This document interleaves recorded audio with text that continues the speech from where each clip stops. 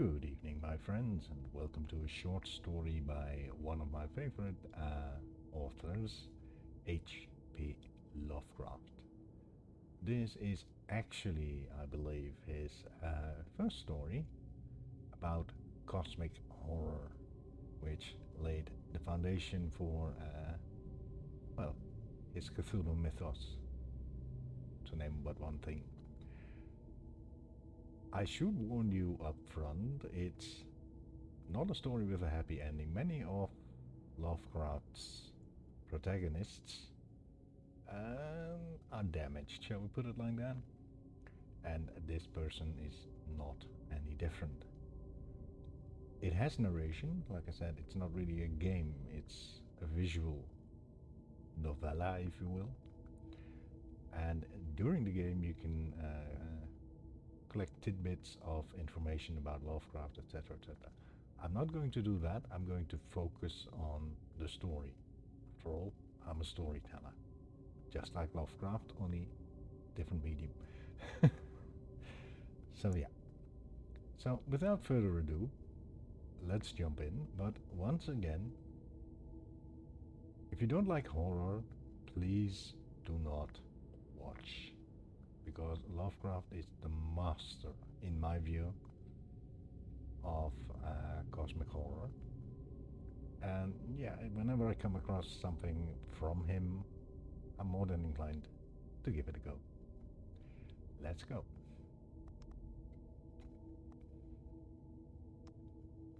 Oh, one more thing. I will not be talking too much. The game has excellent narration. And I'll let the main character do most of the talking. I am writing this under an appreciable mental strain, since by tonight I shall be no more. See what I mean?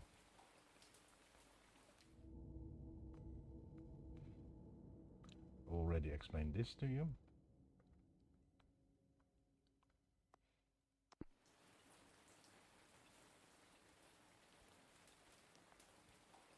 Penniless, and at the end of my supply of the drug which alone makes life endurable, I can bear the torture no longer, and shall cast myself from this garret window into the squalid street below. Like I said, most of his main characters are damaged. And if you look around,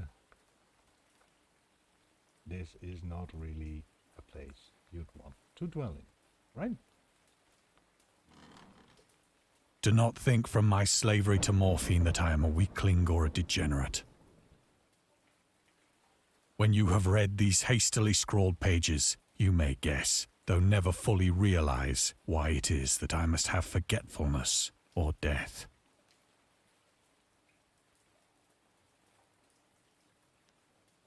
Have a look what we have here.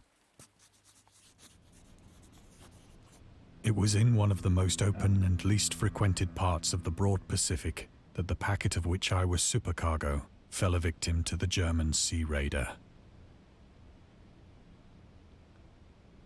So I guess now we're about to find out why the person wants to throw himself from the window.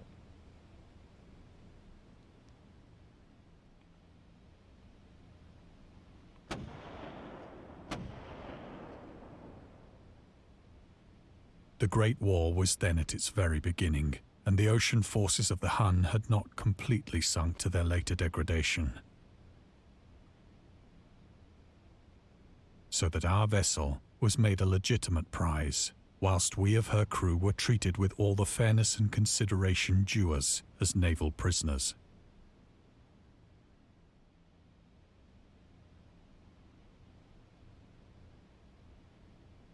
If I go there, that explains the background of the war, but we all know about the Great War, right? Like I said, I'm not going to do that. I'm going to continue focusing on the story.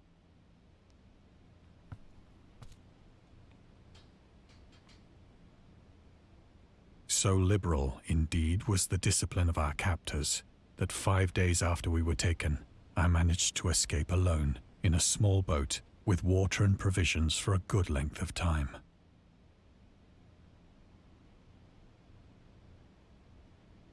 That is a small boat. But that's hardly sufficient provisions.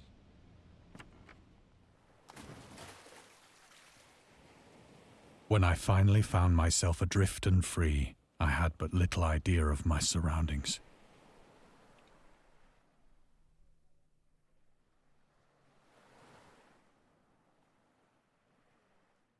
Never a competent navigator, I could only guess vaguely by the sun and stars that I was somewhat south of the equator.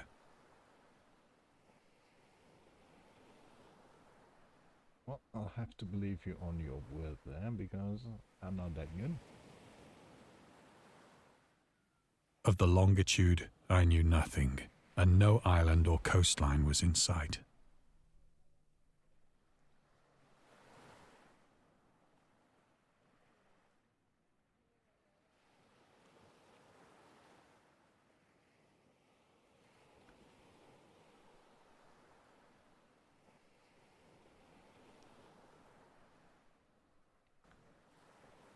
The weather kept fair, and for uncounted days I drifted aimlessly beneath the scorching sun, waiting either for some passing ship or to be cast on the shores of some habitable land.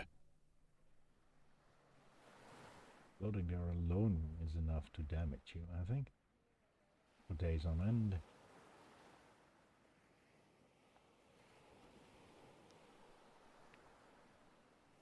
But neither ship nor land appeared, and I began to despair in my solitude upon the heaving vastness of unbroken blue. The change happened whilst I slept. Uh-oh. Its details I shall never know. Not good. For my slumber, though troubled and dream-infested, was continuous. Uh-oh.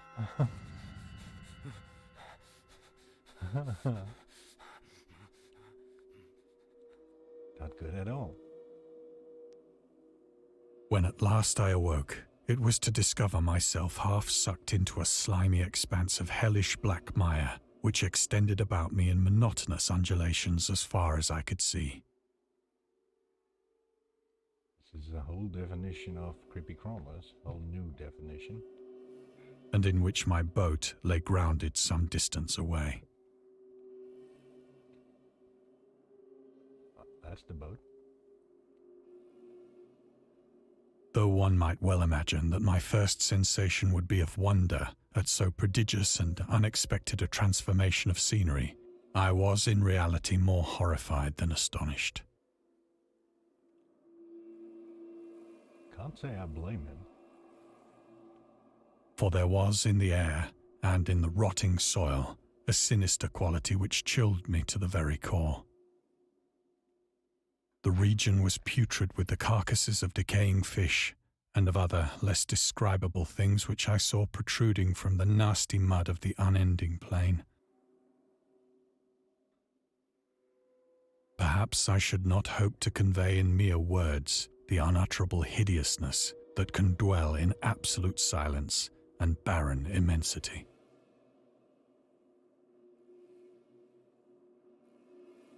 There was nothing within hearing, and nothing in sight, save a vast reach of black slime. Yet the very completeness of the stillness and the homogeneity of the landscape oppressed me with a nauseating fear. The sun was blazing down from a sky which seemed to me almost black in its cloudless cruelty, as though reflecting the inky marsh beneath my feet. He does have a way with words, doesn't he?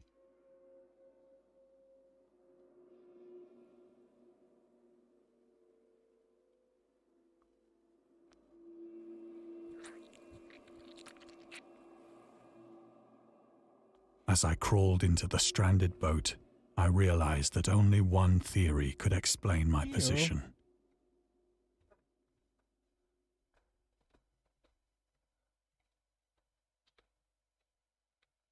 Well, that would leave me unsettled, that's for sure. Through some unprecedented volcanic upheaval, a portion of the ocean floor must have been thrown to the surface, exposing regions for which innumerable millions of years had lain hidden under unfathomable, watery depths.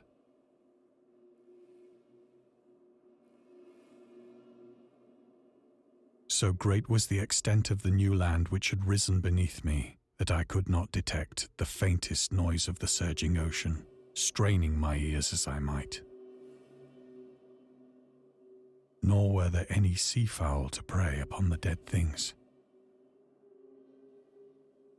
Which is a clear-cut sign things are not in order.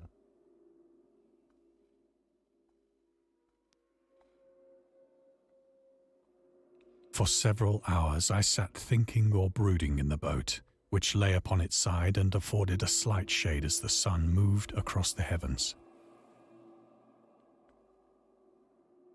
As the day progressed, the ground lost some of its stickiness and seemed likely to dry sufficiently for travelling purposes in a short time. One thing, all right. That night I slept but little, and the next day I made for myself a pack containing food and water, preparatory to an overland journey in search of the vanished sea and possible rescue.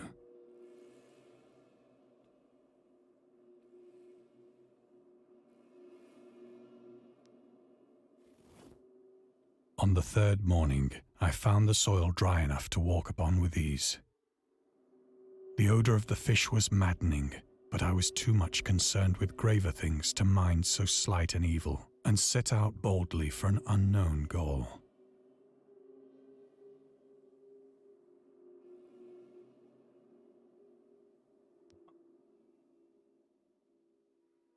I have to do something, I suppose, but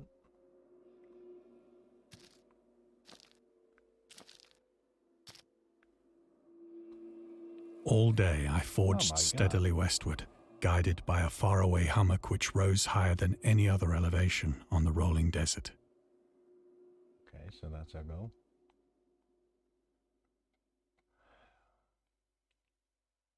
Well, fair to say I've had more pleasant journeys than this.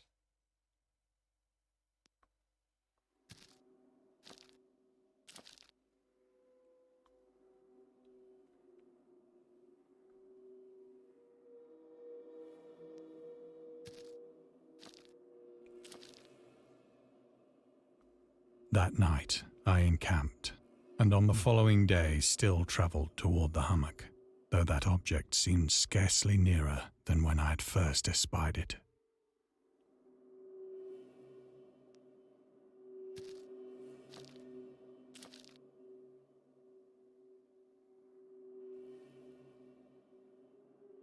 By the fourth evening, I attained the base of the mound, which turned out to be much higher than it had appeared from a distance. How are we going to scale that? Are we going to scale that? An intervening valley setting it out in sharper relief from the general surface. Too weary to ascend, I slept in the shadow of the hill. I know not why my dreams were so wild that night, but ere the waning and fantastically gibbous moon had risen far above the eastern plain, I was awake in a cold perspiration, Wow. determined to sleep no more. That is beautiful, actually.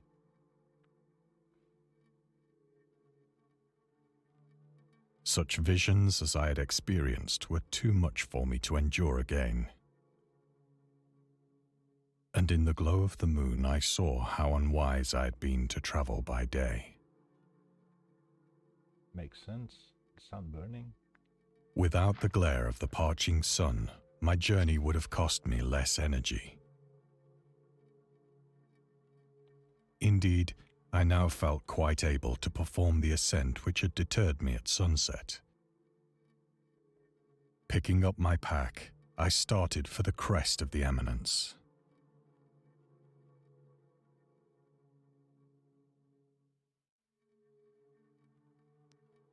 I need to pick up the pack. I have said that the unbroken monotony of the rolling plain was a source of vague horror to me.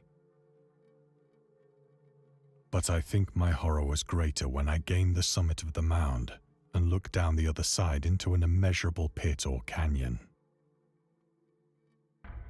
whose black recesses the moon had not yet soared high enough to illumine.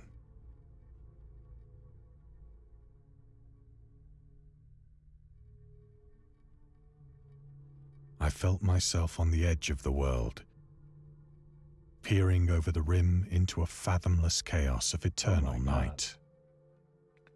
And I looked into the abyss, and the abyss looked into me. And that's when everything changed. Through my terror ran curious reminiscences of Paradise Lost, and of Satan's hideous climb through the unfashioned realms of darkness. As the moon climbed higher in the sky, I began to see that the slopes of the valley were not quite so perpendicular as I had imagined. Ledges and outcroppings of rock afforded fairly easy footholds for a descent. Okay. Which brings me to a few words of wisdom. Just because you can do a thing doesn't mean you have to. Whilst after a drop of only a few hundred feet, the declivity became very gradual.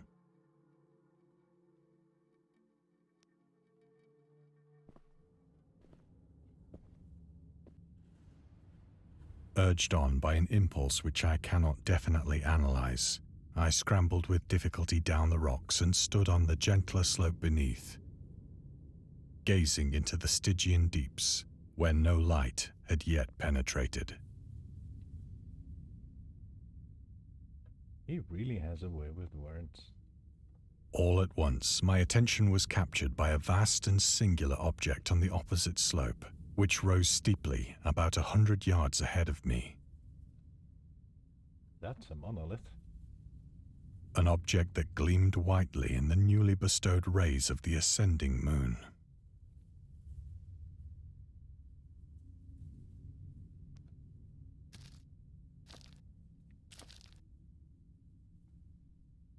That it was merely a gigantic piece of stone, I soon assured myself. But I was conscious of a distinct impression that its contour and position were not altogether the work of nature. A closer scrutiny filled me with sensations I cannot express.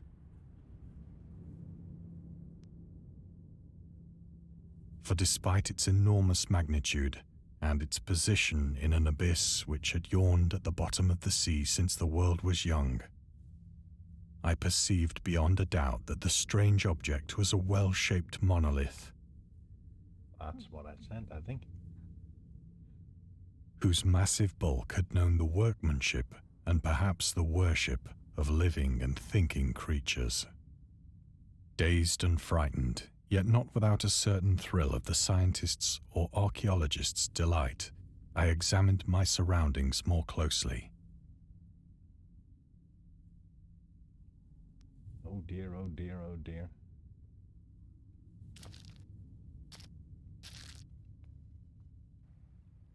Uh-oh. The moon, now near the zenith, shone weirdly and vividly above the towering steeps that hemmed in the chasm, and revealed the fact that a far-flung body of water flowed at the bottom, winding out of sight in both directions and almost lapping my feet as I stood on the slope. Well, knowing Lovecraft as I do, I don't like the fact that we're near water. Across the chasm, the wavelets washed the base of the Cyclopean monolith, on whose surface I could now trace both inscriptions and crude sculptures.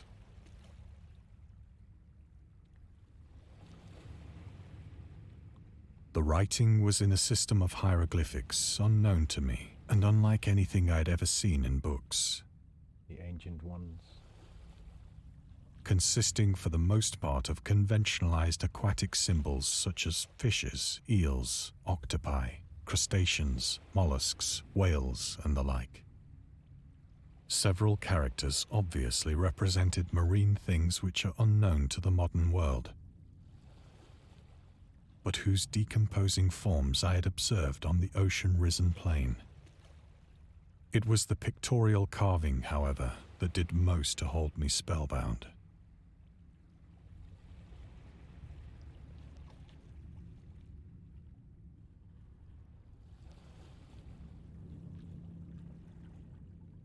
Cthulhu. Plainly visible across the intervening water on account of their enormous size were an array of bas-reliefs whose subjects would have excited the envy of a Dagon A.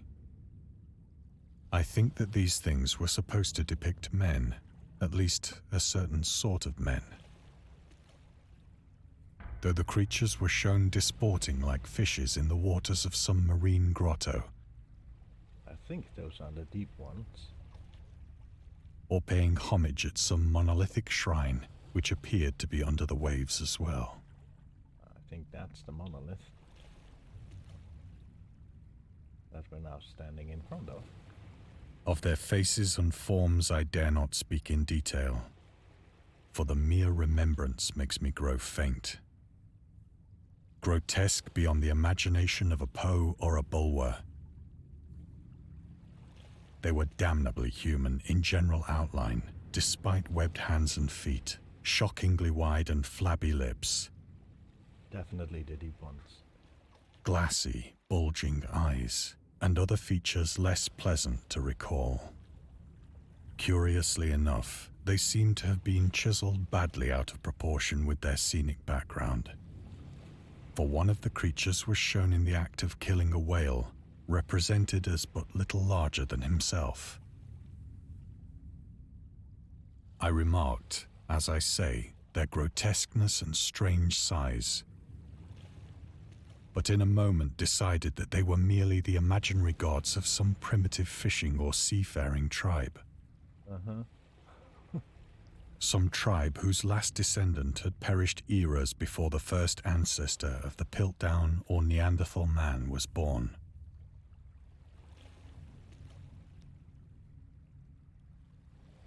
Awestruck at this unexpected glimpse into a past beyond the conception of the most daring anthropologist, I stood musing whilst the moon cast queer reflections on the silent channel before me.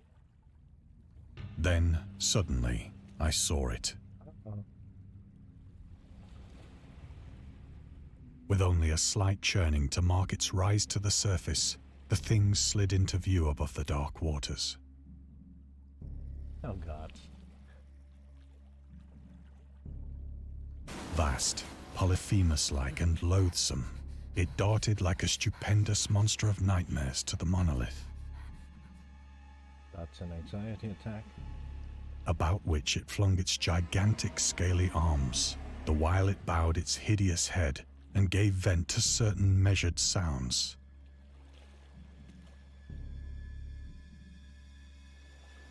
I think I went mad then. Of my frantic ascent of the slope and cliff, and of my delirious journey back to the stranded boat, I remember little.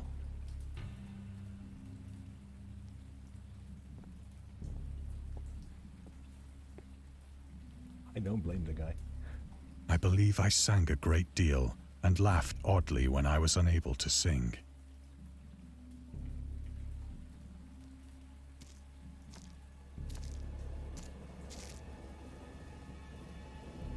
I have indistinct recollections of a great storm sometime after I reached the boat.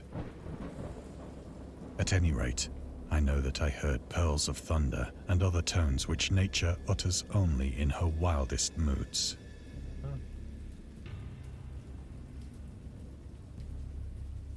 Well, we are a bit stuck, I think.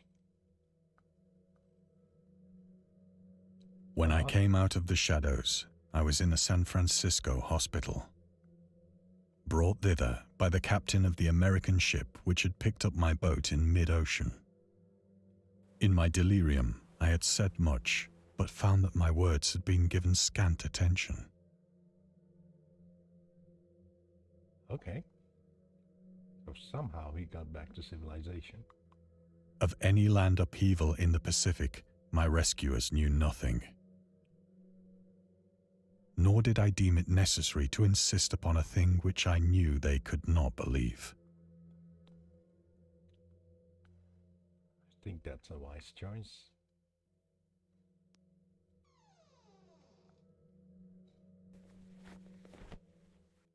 Once I sought out a celebrated ethnologist and amused him with peculiar questions regarding the ancient Philistine legend of Dagon, the fish god.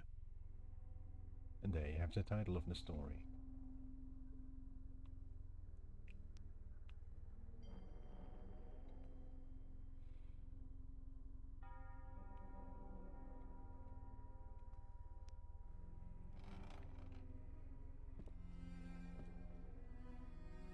But soon perceiving that he was hopelessly conventional, I did not press my inquiries.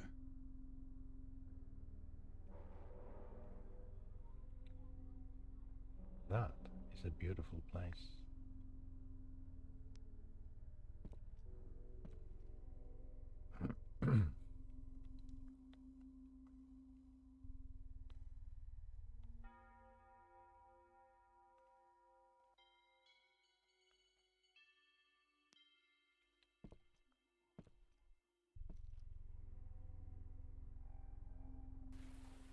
It is at night, especially when the moon is gibbous and waning, that I see the thing. I tried morphine.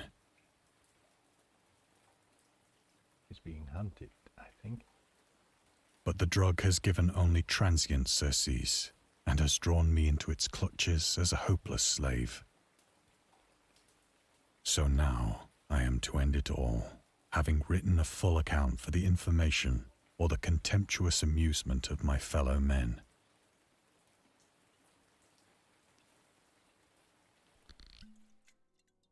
Often I ask myself if it could not all have been a pure phantasm, a mere freak of fever as I lay sun-stricken and raving in the open boat after my escape from the German man-of-war.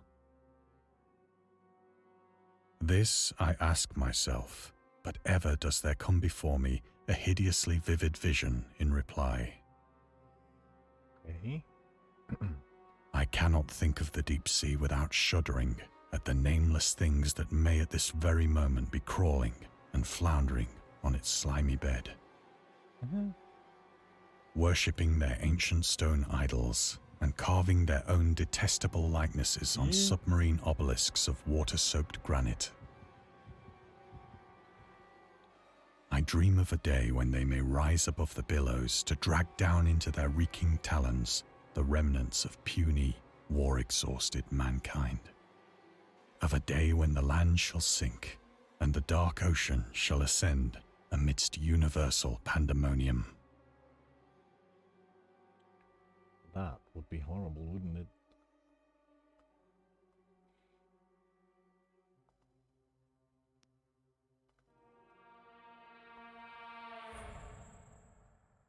And that is Lovecraft. The end is near. What?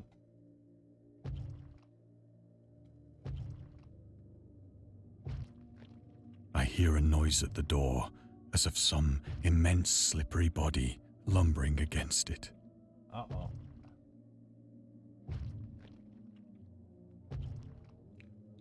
I'm not sure I want to do that. It shall not find me. Oh, God. God, that hand! Oh, God. The window! The window!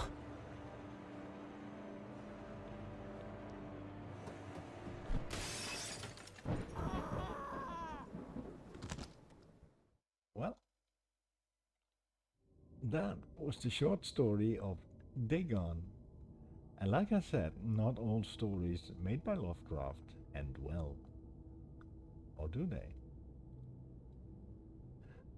What do I mean by that? Well, what's worse? Being killed by a monster or taking your own life? And they're not even monsters, they're actually gods, I believe. The Deep Ones. Sure, they worship the Ancient Ones, like Cthulhu. But they're gods in their own right, if I remember correctly. As opposed to us humans, so. But that concludes the visual novel of Dagon. Now, as you can see, there are DLCs. The first part, if I remember correctly, is free, the part we just played. So go and check it out for yourself if you want.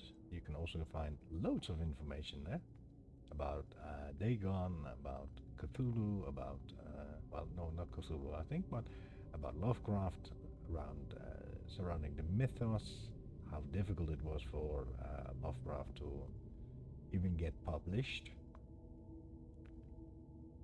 And then if you are done with that, you can get the sequels as a DLC and see what that's all about. Thank you for watching. Please consider giving a like and a subscribe, or a follow. It is, I think, on YouTube. I'm used to Twitch.